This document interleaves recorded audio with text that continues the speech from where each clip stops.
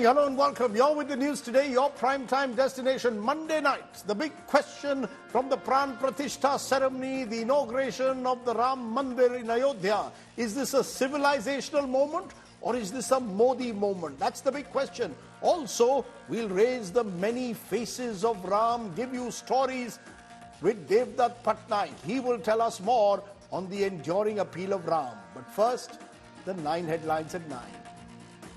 The newly constructed Ram Mandir inaugurated in Ayodhya, adorned in gold, emerald and ruby jewels, the lotus-eyed idol of Ram Lalla is finally unveiled.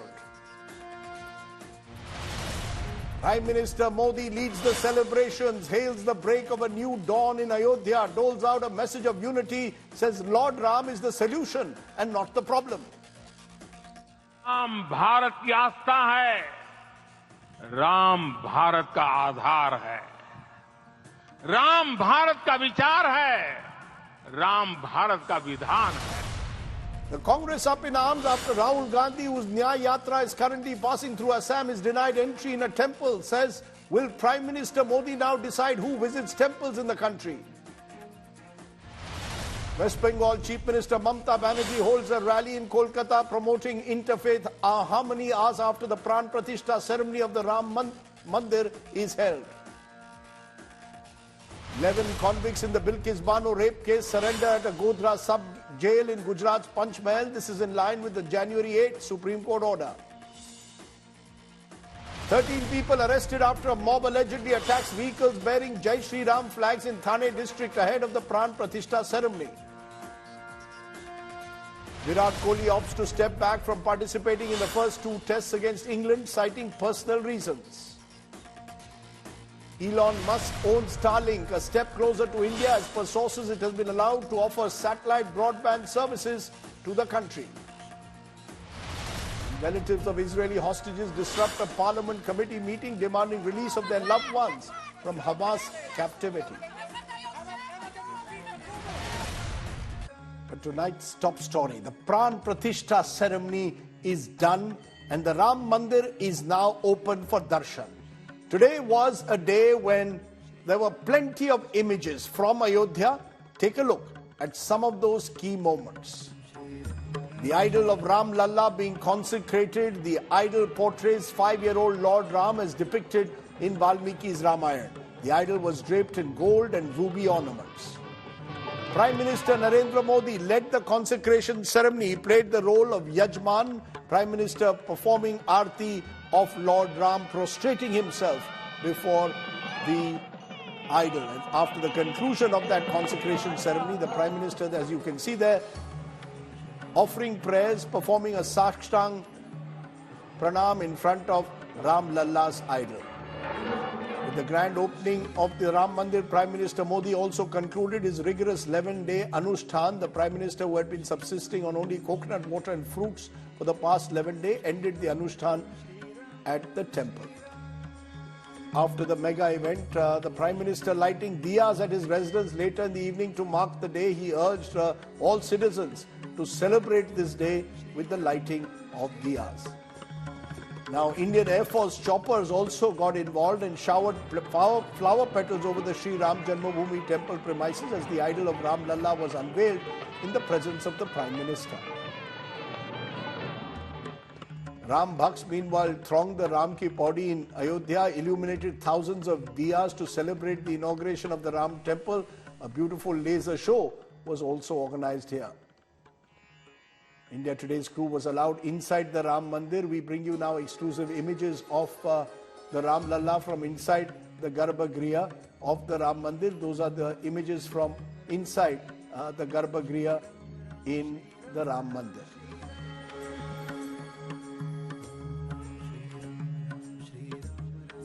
Now, speaking after the consecration of the Ram Lalla idol, the Prime Minister explained what he felt Ram meant for India and why this was a moment that would be remembered for hundreds of years to come. Listen in.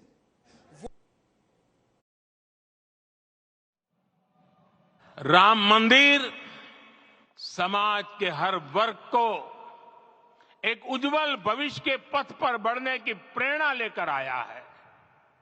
मैं आज उन लोगों से आह्वान करूंगा आइए आप महसूस कीजिए, अपनी सोच पर पुनर्विचार कीजिए। राम आग नहीं है, राम ऊर्जा है। राम विवाद नहीं, राम समाधान है। राम सिर्फ हमारे नहीं है, राम तो सबके हैं। राम वर्तमान नहीं, सिर्फ वर्तमानी नहीं, राम अनंत काल है। गुलामी की मानसिकता को तोड़कर उठ खड़ा हो राष्ट्र। अतीत के हर दंश से हौसला लेता हुआ राष्ट्र ऐसे ही नव इतिहास का सृजन करता है। आज से 1000 साल बाद भी लोग आज की इस तारीख की, आज के इस पल की चर्चा करेंगे। और ये कितनी बड़ी राम कृपा है कि हम सब इस पल को जी रहे हैं, इसे साक्षात घटित होते देख रहे हैं। आज दिन दिशाएं, दिग दिगंत सब दिव्यता से परिपूर्ण है। ये समय सामान्य समय नहीं है, ये काल के चक्र पर सर्वकालिक शाही से अंकित हो रही अमिट स्मृति रेखाएं हैं।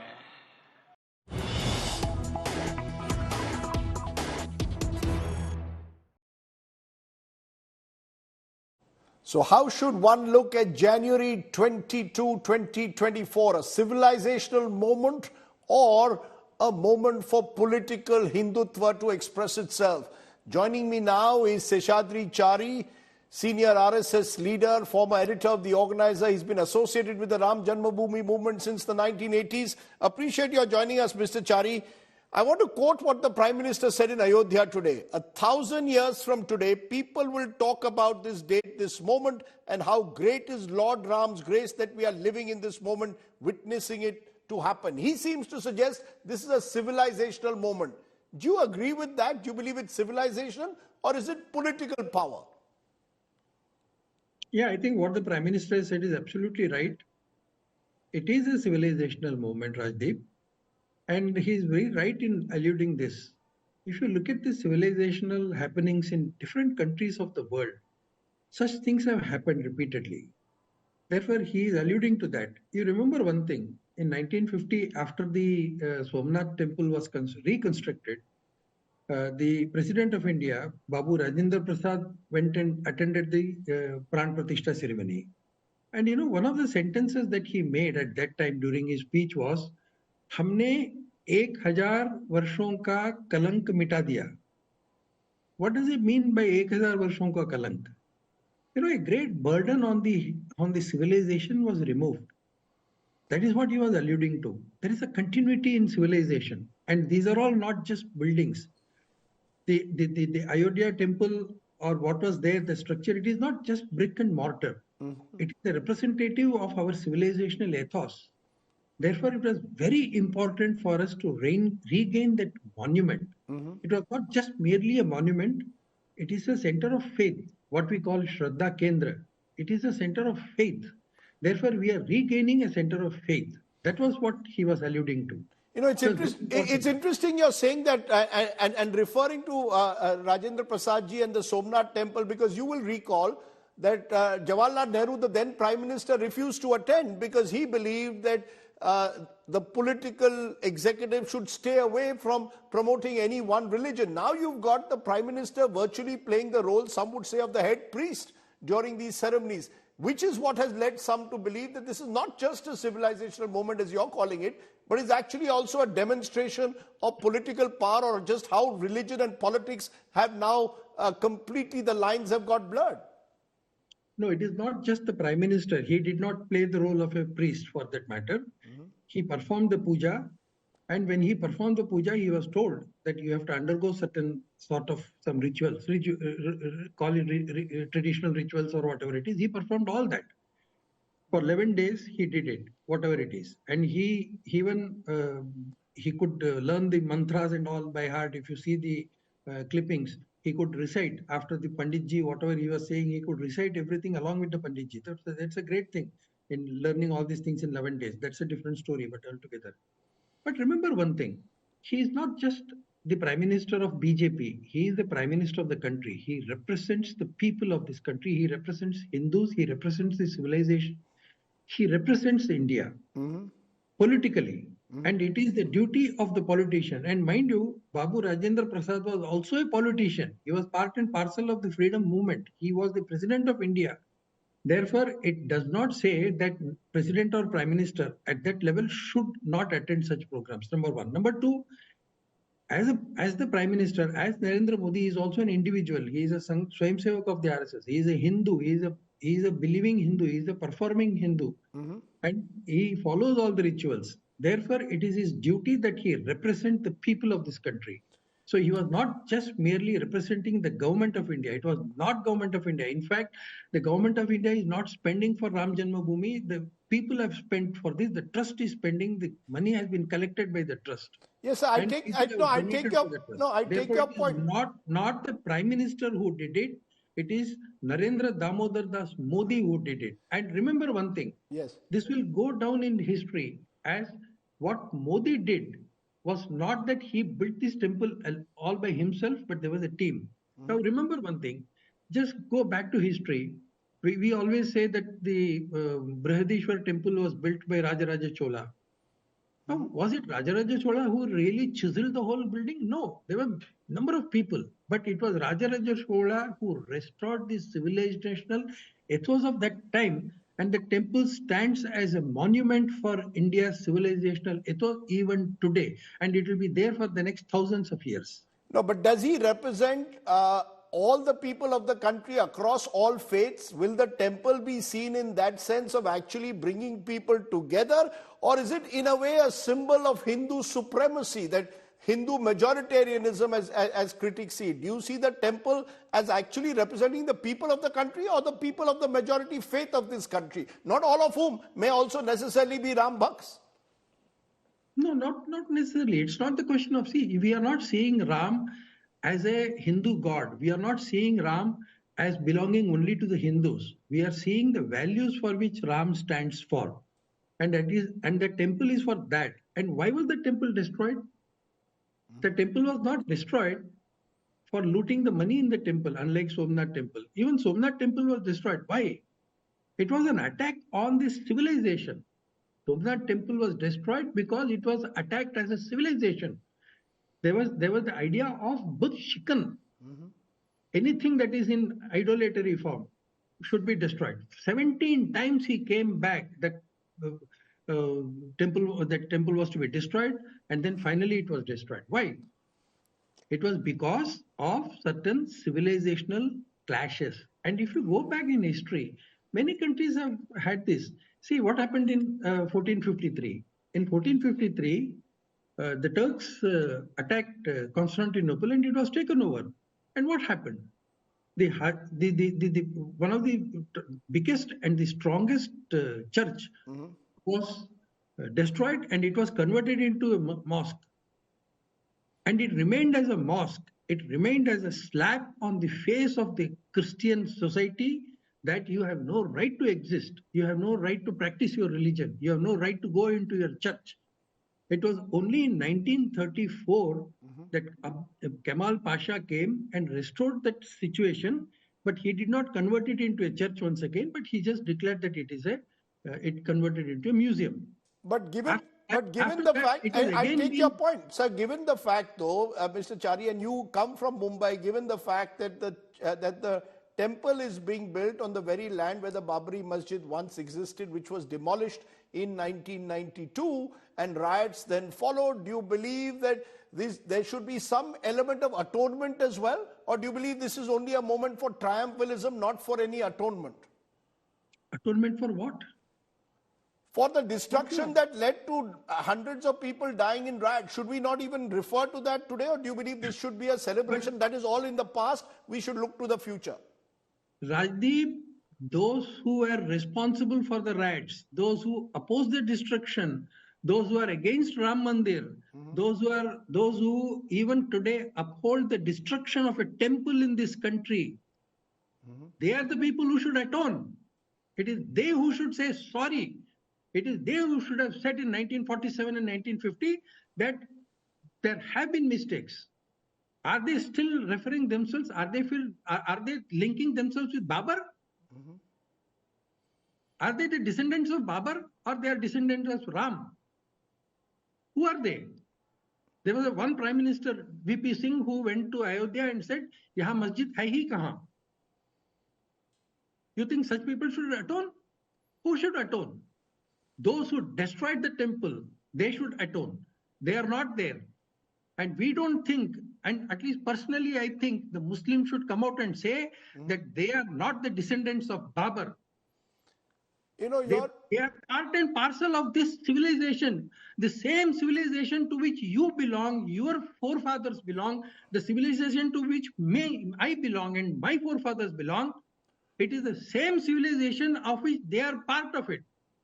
You know, as today, he said, you Mission Roma सब मिट गए जहां से बाकी मगर है अब तक नामो निशान हमारा कुछ बात है कि हस्ती मिट्टी नहीं हमारी. Why did he say that? Is hasti mitti namari? What is that hasti? That hasti doesn't belong to the Muslims in this country. That hasti doesn't belong to the Christians in this country. That hasti doesn't belong to you and me. It is the same hasti. It is the same civilizational ethos. And it is beyond religion. It is beyond tradition. It is beyond worship. It is beyond idols. That is what they should think about. Okay, so you're looking at RSS has to atone. Okay, can I ask you though, Mr. Seshadri Chari, today there was much talk of not just that this is a Ram moment or a civilizational moment, is also a moment where India now will look forward to Ram Rajya. That's what Mohan Bhagwant, the RSS chief, also spoke about. Now, writing in Hind Swaraj in 1925, at 29, Mahatma Gandhi says, by Ram Rajya, I do not mean Hindu Raj. I mean by Ram Rajya, divine Raj, kingdom of God. For me, Ram and Rahim are one and the same deity. I acknowledge no other God but the one God of truth and righteousness. How does that fit in with how the RSS sees today as a moment of Ram Rajya? Correct. Ram Rajya is Dharma Rajya. Ram Rajya is very much a Dharma Rajya, and what Mahatma Gandhi has said as far as Ram Rajya is concerned, his concept of Ram Rajya was of course this. I do agree with it. Ram Rajya is that. And Ram and Rahim are one for me. But those who follow Rahim, are they prepared to accept that Ram and Rahim are one? I am prepared to accept, Rajdeep. I am prepared to accept. I don't have any problem going to the mosque and offering prayer for 5 times a day. But will that man who says he is follower of Rahim, can he enter Ayodhya with the same kind of faith in this civilization? No, but you seem to be reflecting some kind of a Hindu victimhood. You seem to be suggesting that for centuries Hindus were victimized. I'm Rajdeep, this Ishwar Allah Tere Naam, Ram, Rahim and all is good. For Hindus, for those who are already secular, for those who know what the faith is. But everybody has to accept this. Rajdeep, everybody has to accept it. Ram and Rahim can exist as long as Ram and Rahim are equals. If the moment the Rahim thinks that I am more equal than Ram, that I have the first right everything because I am a minority, because I am a religious minority, and I don't accept even one word of what you say in your books. But that is wrong, Rajdeep. That is wrong. But that was not the concept of Mahatma Gandhi. Okay, but have we seen, Mr. Chari, the rise of the political Hindu, as opposed to, some would say, the Hindu truly who sees Ram from the point of view of faith? Is it about faith at the moment? I come back to it. Is it at the end of the day about an assertion somewhere of political dominance? No, it is awareness. It is not political Hindu. It is aware Hindu. Hindu awareness is there. And Hindu assertiveness is there. So from awareness, it goes to assertiveness. And when this assertiveness comes, there is a feeling among the Hindus, and what you call you can say, the Hindu feels that he carries the burden of the past on his shoulders. And this burden has to be removed. What we call the cognitive dissonance. This cognitive dissonance has to be removed by the governments. Mm-hmm. Now, what happened in this case, Ram Janmabhoomi, Krishna Janmabhoomi, even if you take the case of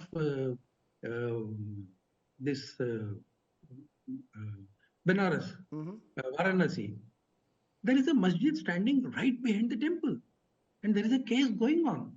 And you tell the Hindus that there was no temple here. You tell the Hindus that Ram did not exist at all.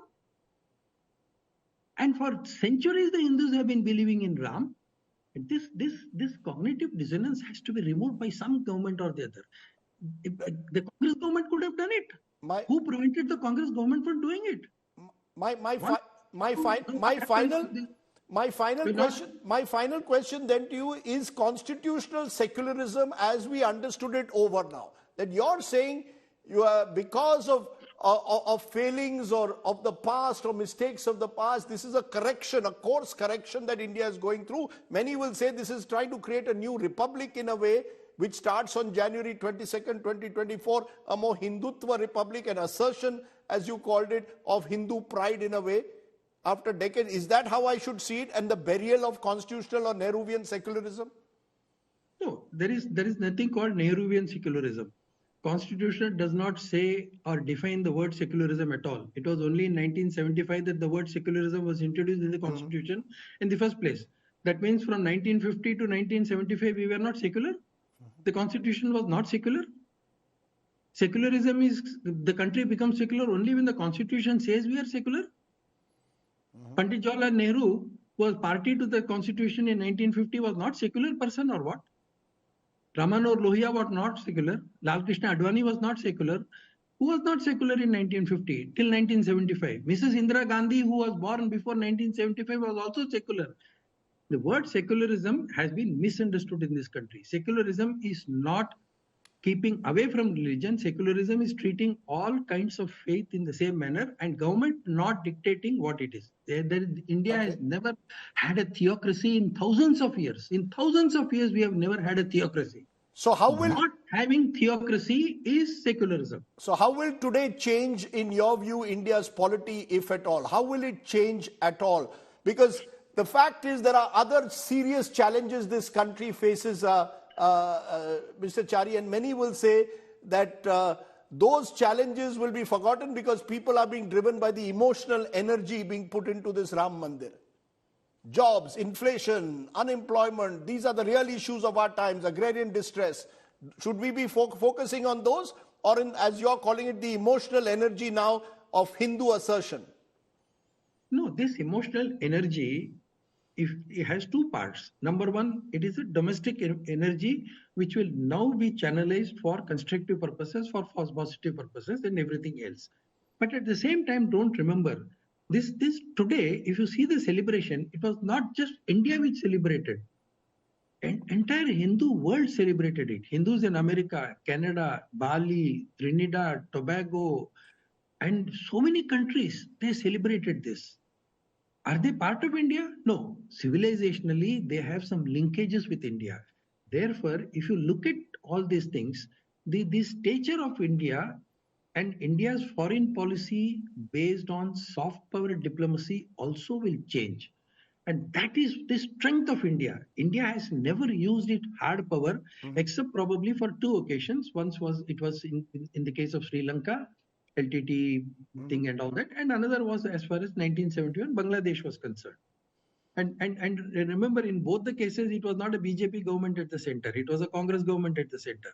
But then that was the strong power which was used, hard power which was used. Otherwise, India is known for soft power, and Ram Janmabhoomi temple, Ram temple in Ayodhya represents the soft power project of India. Okay. And let me tell you, India's significance and India's recognition as a serious country will go up multiple times from now onwards. Just mark my words. Okay, we will mark your words, Mr. Chari. It's good to have you speaking on this issue. You've been very silent on it so far. But as you said, today is a very important day, particularly for those within the Sangh Parivar and dare I say the wider Hindutva Parivar. I waited for this day and I waited for you to invite me, Rajdeep. Yes, you waited, but you waited for this day presumably from the 1980s when this movement first started off. So you've been involved right from the very start. Did you ever think this day would come? I did Car Seva twice, 1990 and 1991. Did you ever think this day would come? Did you ever really think you would see the Ram Mandir? I was 100% sure this day will come. Not only that, I am 100% sure some more days are yet to come. Okay, I'll leave it at that. Mr. Seshadri Chari, I appreciate you joining me on the news today. Thank you so much.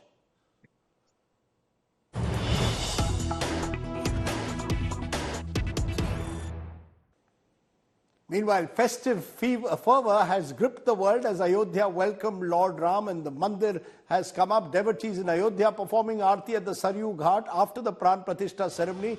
But across the world, Ram Bhakts in Nepal celebrating Lord Ram and illuminating the Janakpur temple. And in several parts, from Los Angeles to Ayodhya, there were celebrations on this day. Those are images coming in from different parts of the country and the world.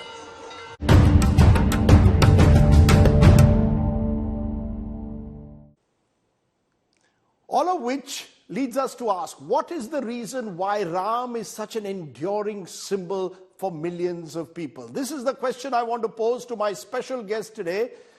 Devdutt Patnaik is author, mythologist, and someone who has written extensively on the Ramayana and characters around Ram. Appreciate your joining us, Devdutt. I want to understand on this important day, as a Ram Mandir rises in Ayodhya, what is it about the Ramayana and Ram in particular that makes it so special and so enduring amongst all Hindu scriptures? Well, Ramayana is a story that was used to communicate the idea of dharma, especially Raj Dharma, across India. So across India, the common man knows words like dharma and knows concepts like karma, and Maya and Moksha, which are big philosophical Hindu ideas because of the Ramayana. We know it through stories. So that's a unique thing about Hinduism, that across India, in every corner of India, the stories were used to communicate complicated ideas. And Ramayana became especially popular not just in India, but it also spread to Southeast Asia. So even when you go to Cambodia, when you go to Java, in Thailand, you find images of the Ramayana which are used by the royal families to communicate the idea of kingship, dharma, what is it to mean in a civilized society? You spoke of dharma, but an interesting concept that runs through the Ramayana is, or for many, is Ram as Maryada Purushottam, which has been built over the years with various attributes to it. Valor, compassion, the way he treats fellow human beings like a boatman who helps him cross the Ganga, Shabri who bites fruits and only gives the ripe sweet ones to Ram, the notion of valor, fighting battles according to the rules of combat, the rare instance where he breaks it when Bali escaped from hiding, but notions of duty, that he goes into exile to keep his promise that he had made to his father Dashrath, the sacrifices he makes going into exile. Do you believe all these values symbolize Ram even today? These are the internal values we need to remember: compassion, valor, sacrifice, however we interpret the Ramayana for today's India? That's very simplistic, Rajdeep. That's like a parable being told, You tell a parable to children and say, be good, be honest, be compassionate, be nice, be very prescriptive. So that's a very Western way of explaining things, that, Ram was this, therefore you should be this. Remember, that's the reason I said it is difficult. We always talk of karma. Why do we talk of karma? Ram is the eldest son of the royal family, and therefore his conduct is very different from Krishna, who is the youngest son in a cowherd family. We are constantly being told that our actions are a function of our station in society, our privilege. What privileges do we get? And therefore, rules keep changing. It's not as simple that if you're compassionate, you're following dharma. If you are following the rules, you're following dharma. That's a very pedestrian understanding of this. So let me explain this again in detail. In the Ramayana, you have got the hero of the Ramayana, that is Maryada Purushottam Ram, follows the rule. Now he is balanced in the Mahabharata with Krishna, who is Leela Purushottam Krishna, which is the one who bends the rules and breaks the rules. So Hinduism has two gods. You have Ram, who follows the rules, and Krishna, who breaks the rules. So question is, rule following and rule breaking does not make dharma. And that is what they are trying to explain, because this idea that if you follow the rules, you go to heaven, if you break the rules, you go to hell, is a very Middle Eastern, Western idea. In India, they'll say, look at the context, look at the context. What are you talking about? Who is the mighty and who is the meek? So if you look at the story of the Ramayana, the villain of the narrative is someone who keeps breaking the rules and says, my way or the highway, which is Ravan. Ravan says, my way or the highway. He keeps breaking the rules. He doesn't respect the weak. Now, you told the story of Vali and Sugriv, and everybody tells me about how Ram broke the rule. But rules apply in a place where everybody is respecting the law. Vali is a mighty monkey, extremely powerful monkey, and he treats his younger brother, who is weak, with contempt, which means he is the mighty who is overpowering the meek. When you are the mighty who is overpowering the meek, then you are not behaving in a dharmic way. You cannot then demand others to treat you in a dharmic way. You are behaving like an animal, the alpha who dominates the omega. And Ram tells in his dialogue, I have shot you with cunning because you have behaved like an animal, therefore you shall be treated like an animal. And that is dialogue very well written in the Valmiki. It's not about following the rules. It is about helping the weak. That's what dharma is about. Whether you follow the rules or you break the rules is not important. The question is, are you uplifting? The word in Sanskrit for uplifting is uddhar karna. Are you helping the weak? Sugriv is weak in the Ramayana, and Ram is helping the weak. In the Mahabharata, the Pandavas are the 5 brothers overpowered by 100 Kauravas. Krishna is helping the weak. So that is what we miss in the nuanced understanding of Maryada Purushottam, Leela Purushottam. These are very refined ideas which come to us from the Dharma Shastras. You know, what I also find fascinating, Devdutt, and you've written about this, because while we are looking at the Ramayana today through the Ram Mandir's eyes, there are those who will say there are very different interpretations, different visions of Ram. There's the way North India will look at it. There is the way South India, Dravidian India will look at it. Adivasi communities look at it. There's the notion of Siyavar Ram as Sita's husband. There's the warrior King Ram. Is there a common theme, or are there different interpretations across India and the world about how we view Ram?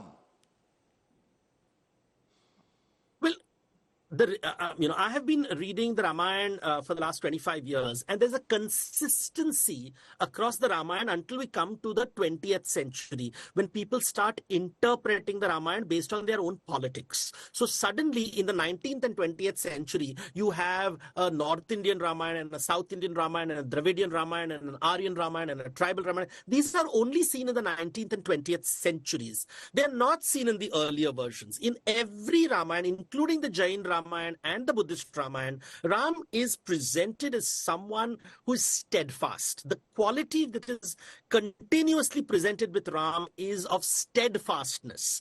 And there are incidents in the Ramayana that trouble people, which are seen problematic.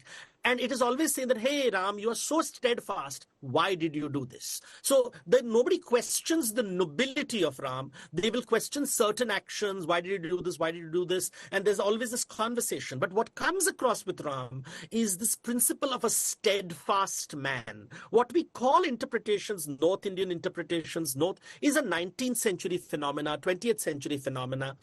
In the 16th century, when, for example, Tulsidas Goswami ji wrote the Ramcharitmanas, He presented Ram as a form of the divine. Now, that was a 15th, 16th century bhakti movement where the divinity was presented through the idea of Ram and Krishna. That's only happening in the 15th and 16th century. But Ram remains the steadfast son, steadfast king.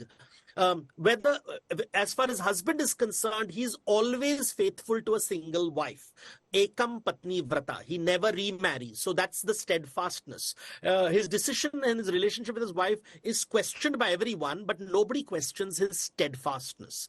Now, if you go before that, if you go to the older works, that is the Sanskrit kavyas, the Sanskrit plays, where bhakti is not important, Ram remains the person who respects his father's decision, who says royal integrity and, Jaban, what we call in India commitment, integrity is very important. And that's why Ram the steadfast. You find this even in the Jain Ramayana, where he is considered a Baladeva. He's considered a great Baladeva who always follows the rules, who respects, and is very important for him to maintain commitment, integrity. The words are augustness, royal dignity. These are the words which repeatedly come with Ram over a period of 2,000 years, which is why you find Ramayana in Cambodia, you find Ramayana in Thailand, you find Ramayana in Java, Sumatra, 8th, 9th, 10th century artwork, which show him in this very regal, even the Thai king in the 17th century rewrote the Ramakien to say that this is the vision of kingship that I have,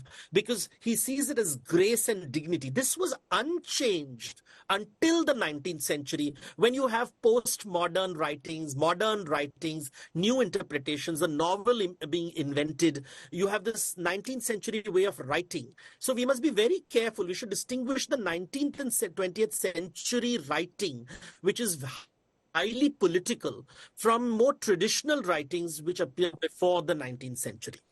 I'll play some of those images that we have of Ram's depiction over the years. But while listening to you, if there is a cynic out there, a viewer who's an atheist, does Ramayana still have value for them? Well, I always tell people that justice is not a fact. It's a belief. We believe in justice. We believe in equality. It's, again, not a fact. Human society is based on belief systems. Even atheists have belief systems. They believe in the Constitution. They believe. So it's not a fact at all. It's not a measurable entity. And Ramayana, science is given a lot of importance, but science cannot measure jealousy. Science cannot measure pride and arrogance, nor can it regulate it. So an atheist values history, but if you look carefully, history only creates quarrels. It tells you about the past in such a way and tells you about social injustice and tells you should have a war. It justifies war. It gives ammunition to lawyers and politicians. Science creates weapons. How do you create peace? In order to create peace, you need stories, you need mythologies, you need belief in something transcendental, that there is something nice about being compassionate and good. Why do people like Ram go to the forest for 14 years when their father tells them to do it in order to maintain royal dignity and compassion? They could have easily fought back and said, no, this is ye meri jagir hai, it's my kingdom, I am the eldest son, and he could have fought Bharat over the kingdom as other brothers have. In Ravan, in the Ramayana, Ravan kicks his brother Kuber out of Lanka and becomes the king of Lanka. So Ravan doesn't create Lanka. He kicks his brother Kuber out. Or when you look at Kishkinda, another city, Vali kicks his brother Sugriv out and becomes the king of Kishkinda. But Ram doesn't do that. He says, no, I don't want to be the kingdom. I don't want to be the king. If my father wants another brother to become the king, he should be king. Now that's a impossible idea. It's such a fabulous idea that is being presented as a royal document. This is a great king who willingly gives away his kingdom to his younger brother because his father has told him so. And he says, kingship, I always tell people in my workshops that look at Ram, the story, forget about whether it's history or whatever it is. Ask yourself, does Ram have ambition?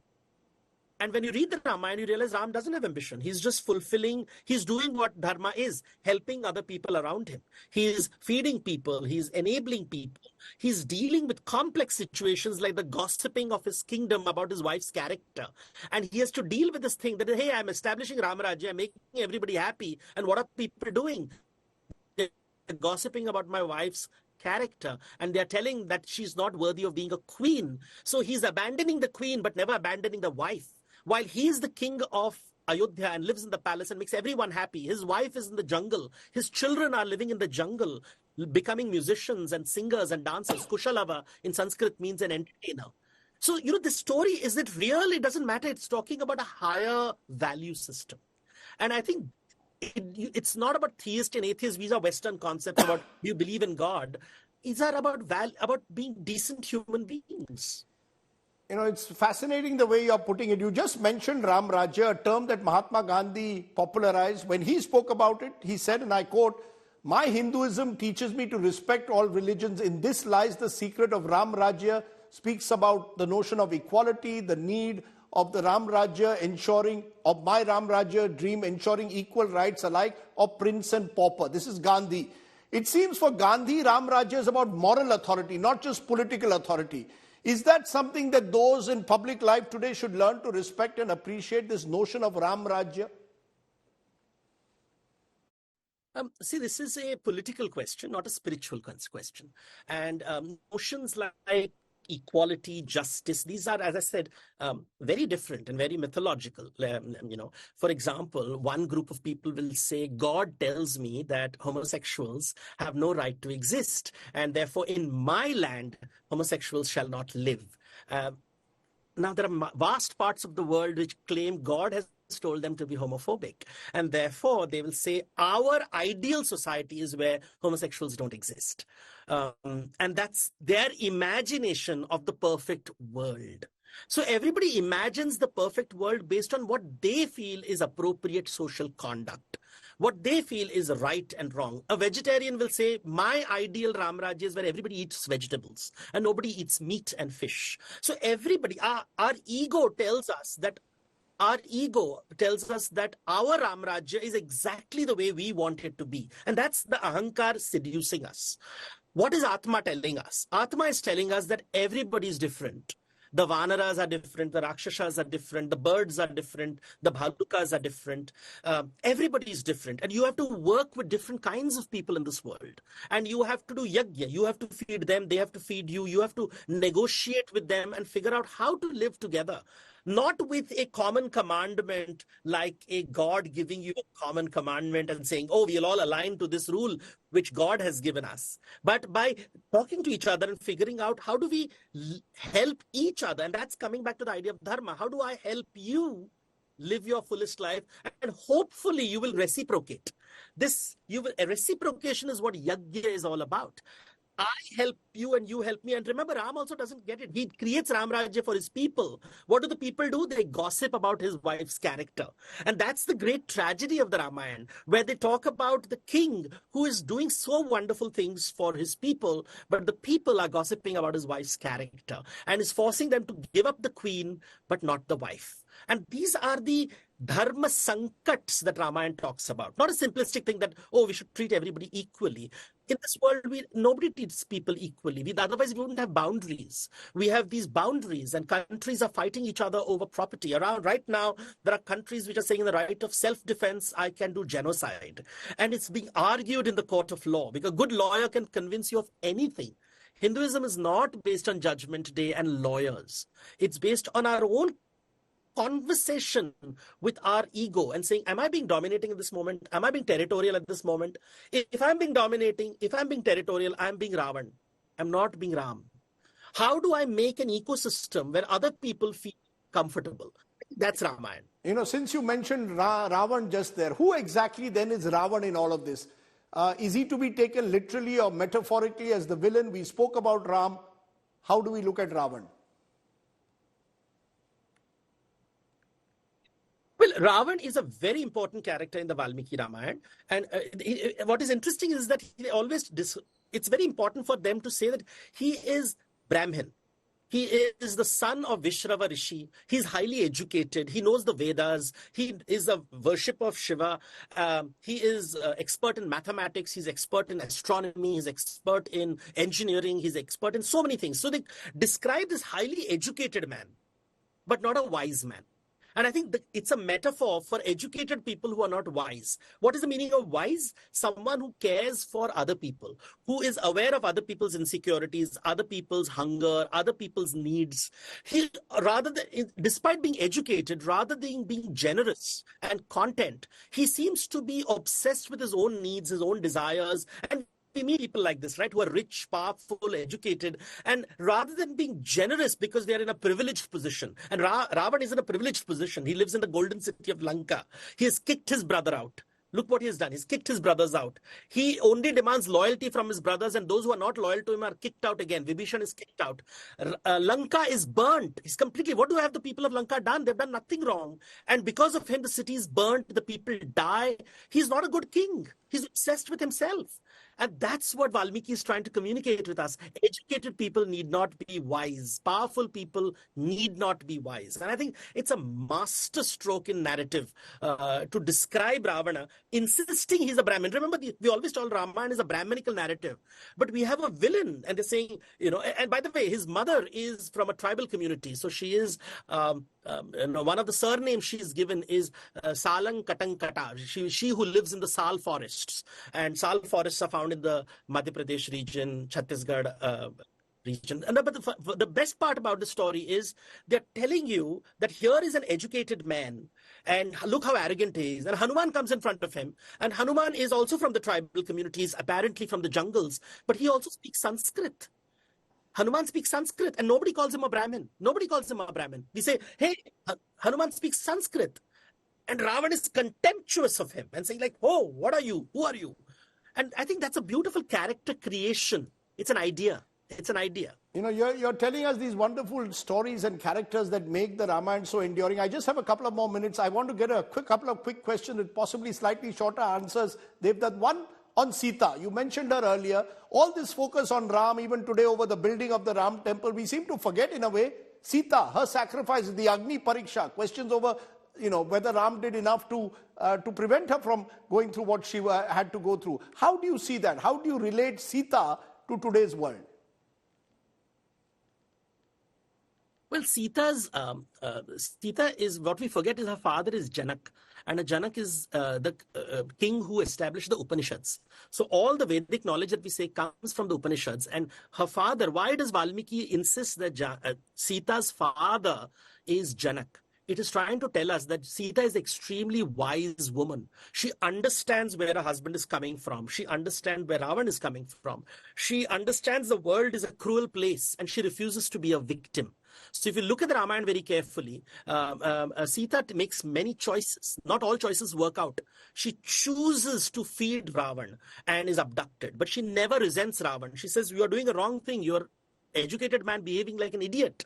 Why are you doing this? When Hanuman says, come, let's escape together. And she says, no, let my husband come and rescue me, because otherwise his reputation will be spoiled. She's not a victim. 21st century feminists paint her as a victim.